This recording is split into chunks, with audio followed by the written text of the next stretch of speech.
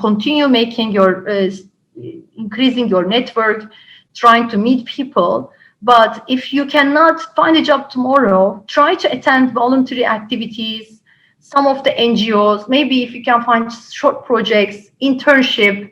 So I think the key is how you can increase those connections, those exposures that could help you to land to your best option. Hello and good morning. I'm Nayan from the peopleHum team. Just a quick introduction of peopleHum. It is an end-to-end, one-view, integrated human capital management automation platform. The winner of the 2019 Global Cody Award for HCM that is specifically built and crafted for employee experiences and the future of work with AI and automation technologies. We run the peopleHum blog and a video channel specifically targeting leaders and young leaders through our Leaders Hum series. And it gives me immense pleasure in welcoming Belgin Ertam to our leadership program today. Belgin is currently handling dual roles at the regional level across Middle East, North Africa and Turkey at GE, as well as she's the head of organizational and talent development for GE Global, where she's focused in accelerating the leadership and talent growth, as well as driving culture across global markets, right? So she is leads the HR council for the region and partners with the regional leadership team. Prior to this, she has spent almost a decade at DHL, as well as about 5 years at Microsoft in multiple roles. So Belgin has an immense, a huge experience in dealing with very large global organizations. And I'm sure we're going to learn a lot from her today. So welcome to the program, Belgin. Thank you, Naya. Thank you for the kind words. Yeah, absolutely. So I think to begin, Belgin, maybe it might help our audience if you could just elaborate a bit in terms of what's your role and responsibilities, and what kind of challenges do you face at GE in your current role? Okay, so actually you described it very well. For my regional role, leading the HR first of all for the region, and also making sure that we help grow the business in Middle East, North Africa and Turkey region with the right caliber of talent on the field. Make sure actually we grow them at all levels, not only junior levels at the startup roles, or actually when they grow, when they come to mid-level roles and then at the leadership roles, we make sure we continue growing them, making sure actually we are ready for the future with the right strong talent pipeline, especially for leadership roles. And also, very importantly, we are, because I'm responsible in my other job as well, the international markets. When I say international markets, it's the markets outside US, Canada, and Europe. These are growth markets for us, and it is important we build local talents in those markets. So how we can champion localization, making sure we actually grow the local people in those markets is also one of my priority. So in MENAT region specifically, we have operating in several countries. Of course, every country has its own culture, own dynamics. MENAT has also some different challenges when it comes to in some countries security is an issue. So the health and safety of our employees is also one of my top priority, especially when it comes to 2020, starting with COVID. That was and that has been my utmost priority in the region. Got you. Okay. Talk about my second job. Yeah. Yeah, so that's a global role. I'm based out of Dubai right now, but I want to make sure that with my team globally, and also the teams that we are partnering with, we are trying to make sure we have the right organization structure. The things are changing. The world is super rapid right now. I mean, you build something and it may be irrelevant 3 4 years later. So we're constantly looking at, if we have the right caliber of talent in those markets. Uh, when I say those markets, basically, again, it's outside US, Canada, and Europe, and we grow people in those markets. If you look at GE overall, the biggest portion of GE's revenue and the employee, actually, the number of employees outside US, Europe, and Canada is a huge number of employees. So how we can make sure we have the right leaders in those places who are empowered, who has the right to manage those challenges in those markets. It's actually the main responsibility of my global job. I see. Gotcha. And I'm sure GE, given how vast and how large it is, there are kind of complexities, but it is often regarded as kind of the gold standard in terms of how do you bring a very renowned brand globally, and operate under kind of like local circumstances and adapting itself, right? So even in terms of leadership growth and all of that, is there a lot of opportunities that you provide for people to kind of get that exposure, global exposure, or how does leadership growth happen? Yes, great question. I think there are several aspects to how we solve this problem. First of all, I would like to start with leadership piece. Like for us, leadership is not, you doesn't only become a leader when you start leading people. You can be a leader while you are actually even an individual person, but you can be a leader, like a person who is driving stuff, who is actually initiating things, who has a vision to actually change things. So you can be leader at any role. This is our motto. And that's why leadership development at all levels, making sure that our employees has this mission, vision at all levels is quite important. Of course, when you are a people leader, you have different level of responsibilities. Then you have people you are responsible from, and you need to make sure you also kind of encourage people to do the same for the organization and also develop themselves. So G is providing lots of opportunities, especially in this new environment. We are using a lot of technology, but at the same time, we also create a lot of hands-on experiences. So first of all, in US and in different places around the world, we have an organization called GE Crotonville. It's like a GE Academy. And we have several opportunities, several courses, face-to-face opportunities for our employees to go and learn stuff.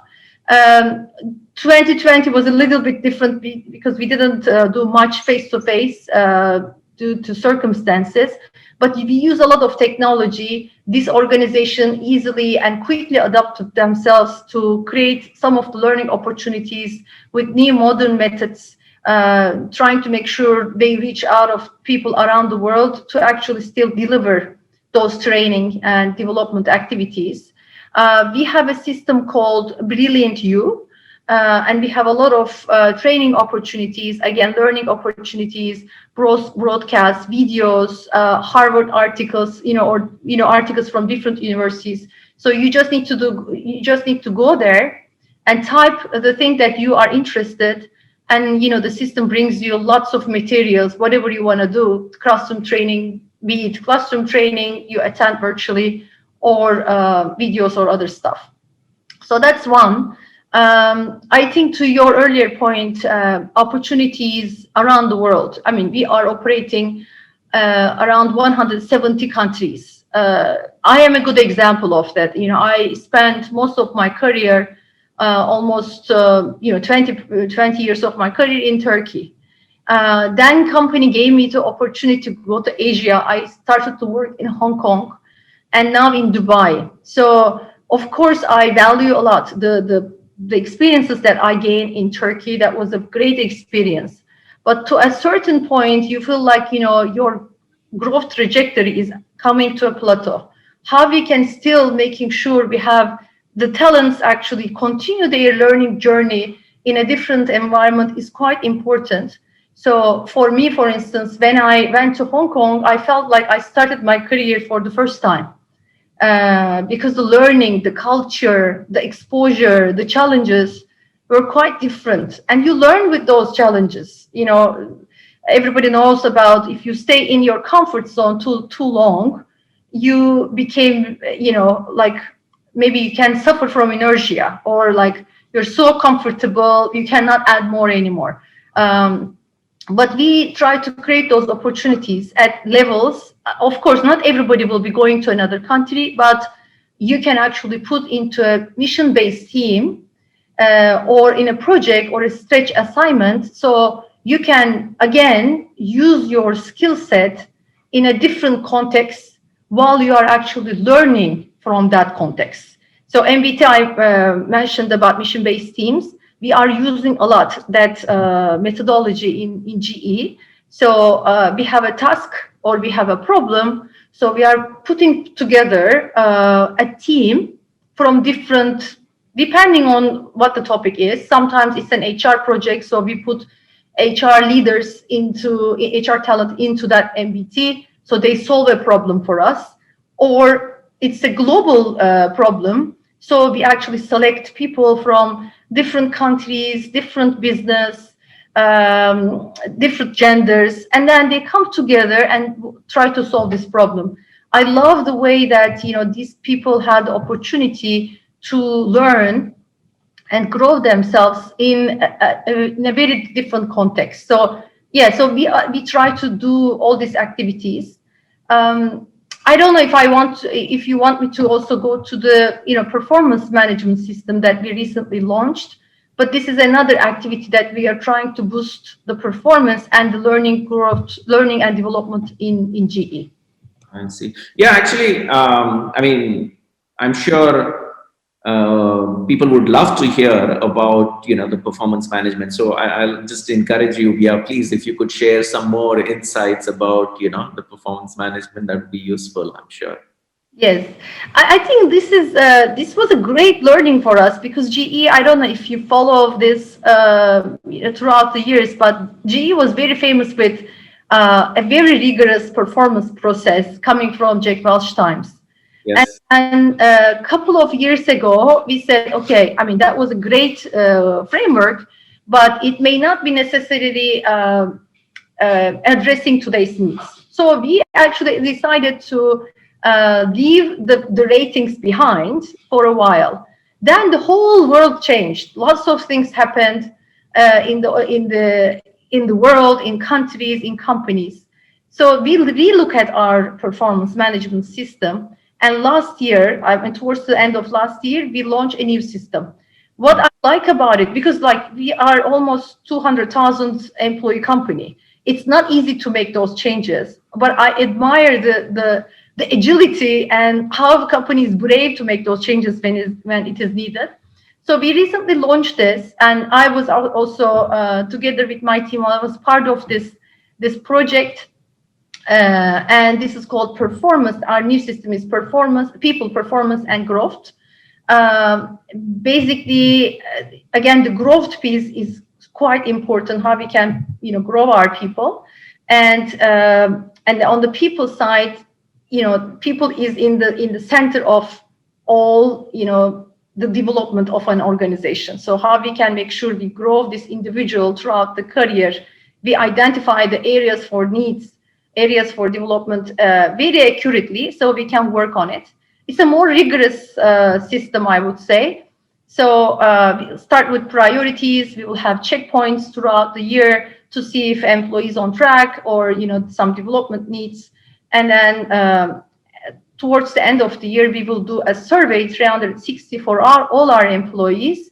And at the end, it's going to be a summary touch point with, again, with the manager. But the thing is that the manager and employee will be having checkpoints throughout the year, so no surprises at the end of the year. And it's more holistic with the information, 360 information, plus we assess everybody on the how piece, which is we also recently announced our GE leadership values. We call it GE leadership behaviors, not only specific to leaders, but it is actually, it applies to everyone else in the organization. So we assess everybody on those three, which I can also talk about. It's a huge topic by itself. And also the what piece. What was the set priorities for the individual and how the individual contributed to the organization. So this is more rigorous. I mean, maybe not too different than most of the other organizations are doing. The secret is with how you do it, if your leaders are equipped to manage this in the right way, how HR is supporting. So we are trying to do our best on that piece. I see. I would be curious your insights. I mean, typically you do hear that very large organizations tend to move very slowly. Right, there is some amount of inertia that sets in, as well as size is sometimes used as a good excuse. But you mentioned that at GE you were able to roll this out in a pretty fast and agile manner. What's the secret sauce behind being large and still being able to make these changes quickly? I think a couple of things. One is leadership. It comes from the top management. First of all, the CEO is a person who actually carries those values and those attributes. I think that starts with that, and then once it goes, to the level below, start with Larry Culp and below. You need those behaviors. The leaders should show those the behaviors at the top level. And basically, how you convert your culture, if you identify those problems at the top level first, and then how you quickly give those messages. And maybe I always believe this divide and conquer, not in a negative way, but in a positive way. If it is too big chunk of work, then it will be quite difficult to tackle. So how we can take this big task and then we can divide into manageable, chunks, and we put responsible, people for those. I think that is the key thing. And what I also like, for instance, recently we are running lean principles, lean philosophy in the company, especially if you are too big, the size and the complexity and the matrix organization. If it is too big, you need to be more simple, and you need to have a successful framework that could apply successfully in your organization. So lean so far worked very well in our organization. It's a Japanese philosophy, started with maybe in some companies like Toyota, etc. But it also nicely adopted our organization as well. So we take a problem, and with it's all about progressive mindset, how we can continue improving stuff.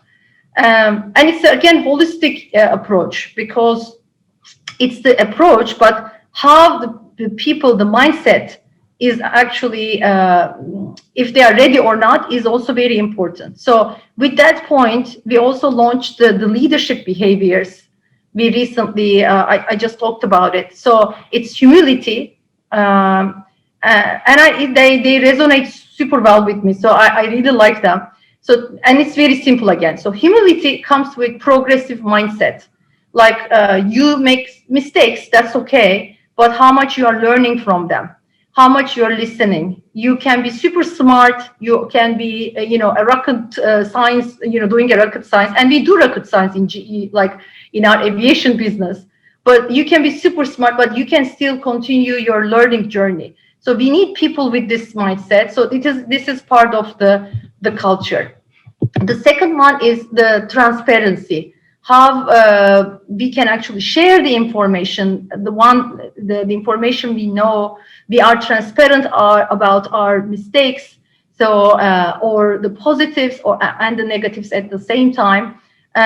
So this is also, quite important. And the last one is the focus.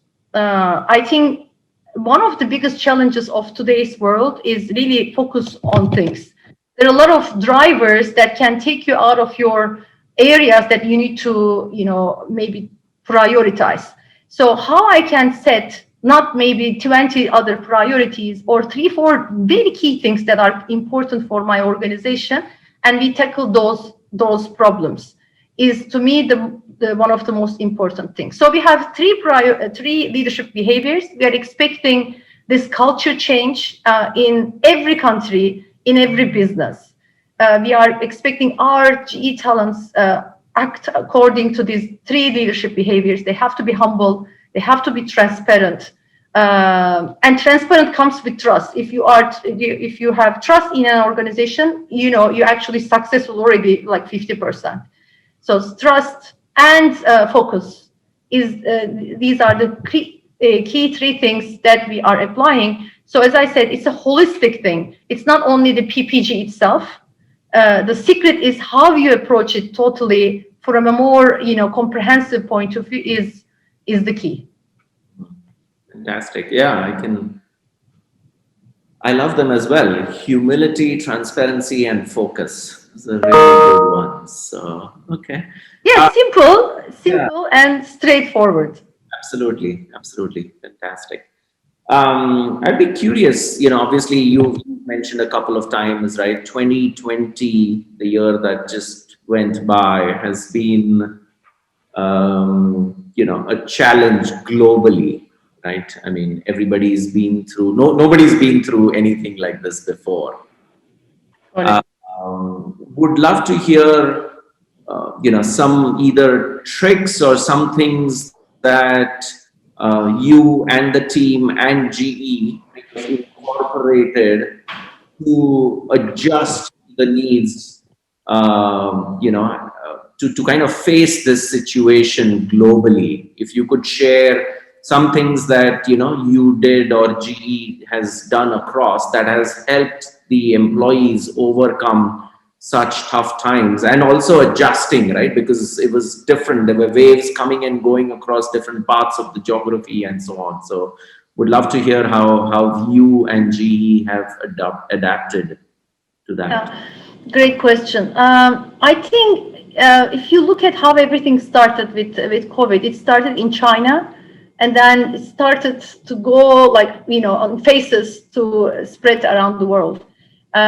So we learned a lot from China.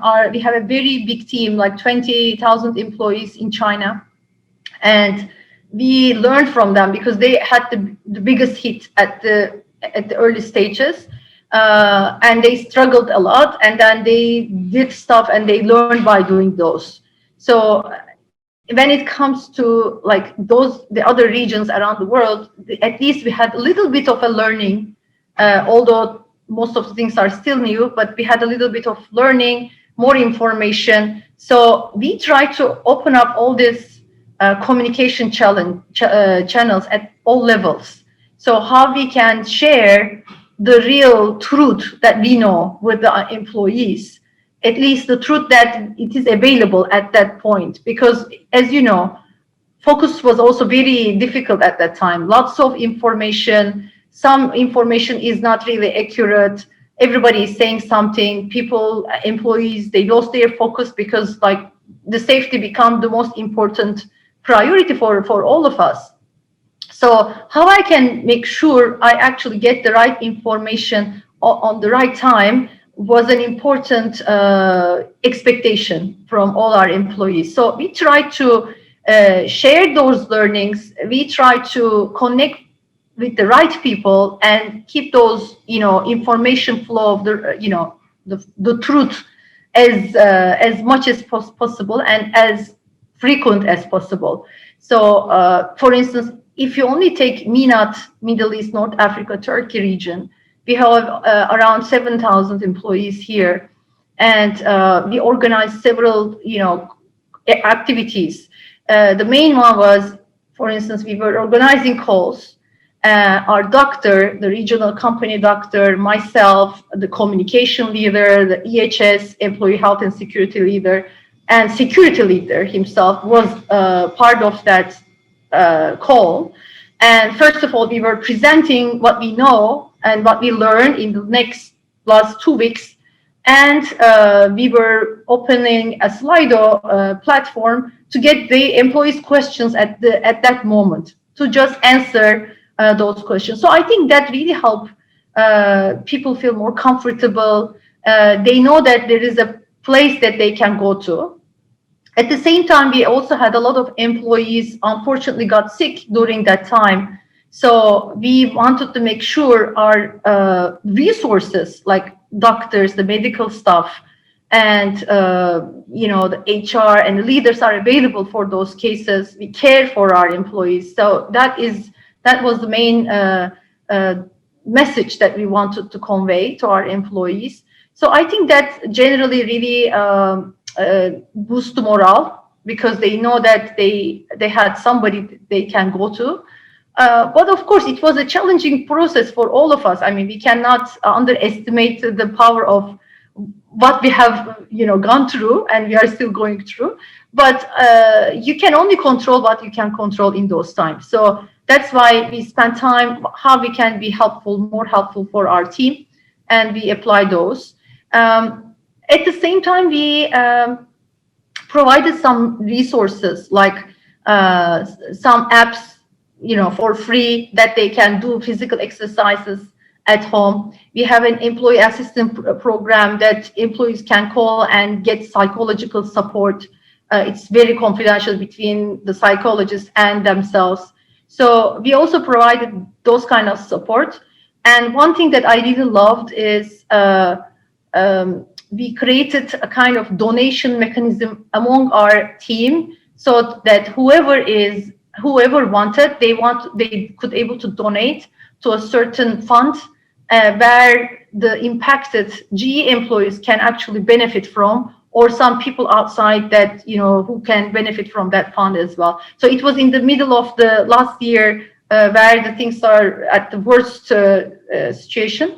I think that also helped that people, the employees are there for their colleagues. Was a very good initiative from my perspective. Okay, great. Yeah, thanks for sharing those insights. I think my last question is more for people who are graduating at this time, right?